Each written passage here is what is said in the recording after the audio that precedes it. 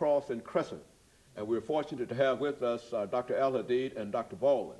And of course, Dr. Baldwin, before we had our first commercial break, Dr. Al-Hadid talked about the differences, quote unquote, between Malcolm and Martin. And I think he also indicated that there were more similarities between the two than differences, and that we've often heightened those differences. And let's have you talk about those similarities. Okay, I'd like to pick up where he left off. Malcolm and Martin are commonly viewed as leaders who stood on opposite extremes of the leadership spectrum. One author puts it, it's like two in a Manichaean contest, the forces of light against the forces of darkness.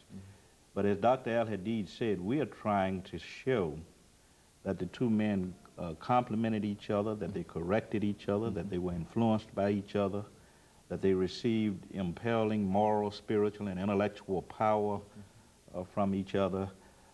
They came together around a lot of issues, such as the issue of class toward the end of Malcolm's life, dealing with the issue of economic injustice and how that relates to racial injustice. They came together on the South Vietnam issue, and American involvement in South Vietnam. They came together around the South African issue, South African apartheid.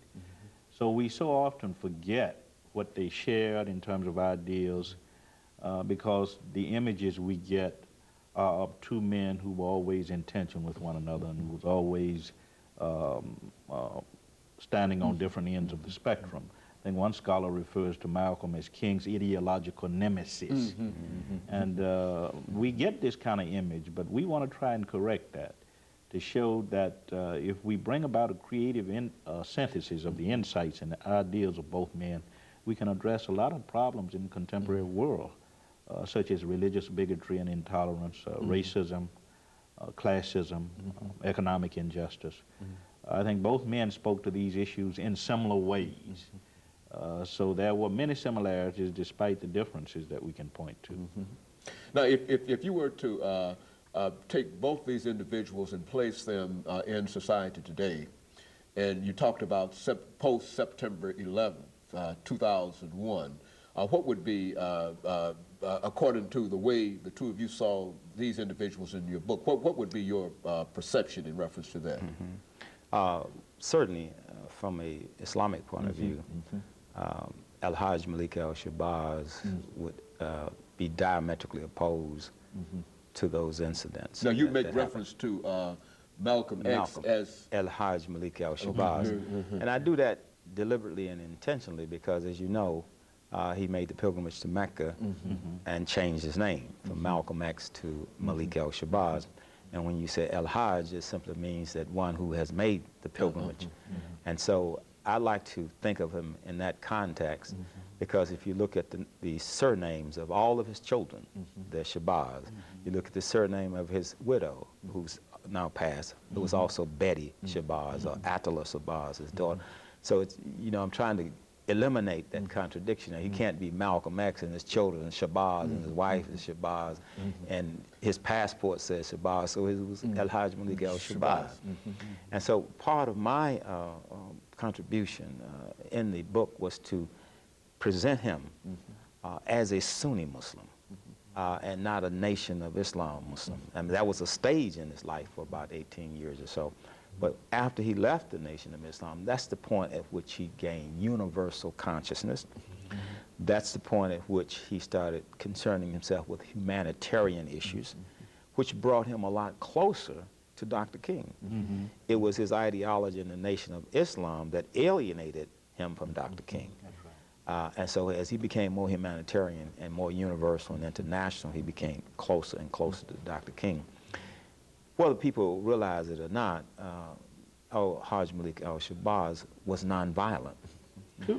And when he used the term by any means necessary, he was not using it in a Machiavellian sense of letting the ends justify the means. He was just simply saying, we will address a given economic, political, social, or moral situation based on the way it is defined and based on the way it is presented. So whatever level of struggle, or in Islam we say jihad, it requires to overcome that barrier or that opposition, then that's That's the the means that that you would have be- to use. But once you overcome it, you have to stop at that point. Because if you don't stop at that point, then you become an oppressor and you also become violent, which he was opposed to. And he only spoke of armed struggle in self-defense. The incident that happened at the World Trade Center and the Pentagon was offense. And a lot of collateral damage was done. A lot of slaughter was done. It has nothing to do with Islam from Al-Hajj Malik al-Sabah's point of view.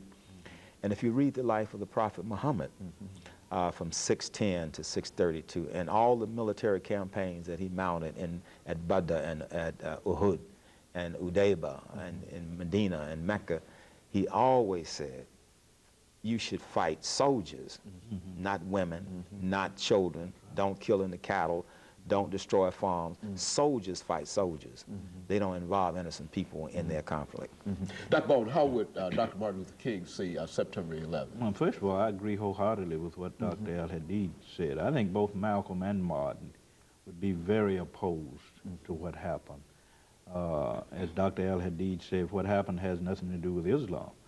Obviously, Dr. King would have serious problems with it, with what happened. I also think he would have serious problems with the kind of response that the nation is implementing at this point. Dr. King always said you don't use military means to create community. And he would advocate diplomatic means, perhaps the use of economic sanctions, but you never resort to military means. So I think he would have a problem with the whole scenario, the way the thing is working out, in terms of what happened at the Trade Center and the Pentagon, and also what is happening in terms of the U.S. military response to that.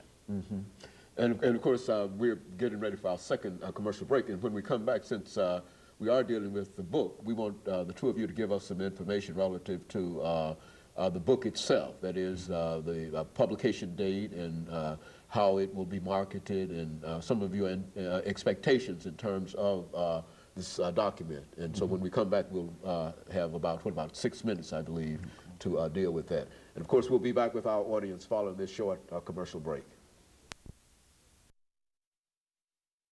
Of course, gentlemen, before we had our